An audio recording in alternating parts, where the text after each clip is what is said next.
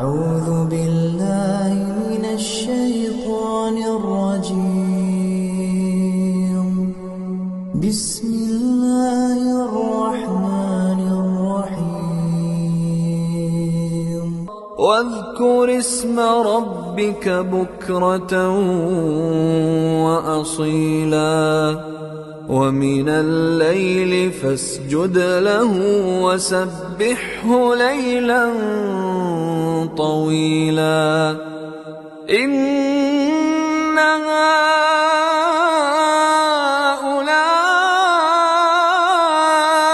يحبون العاجلة ويذرون وراءهم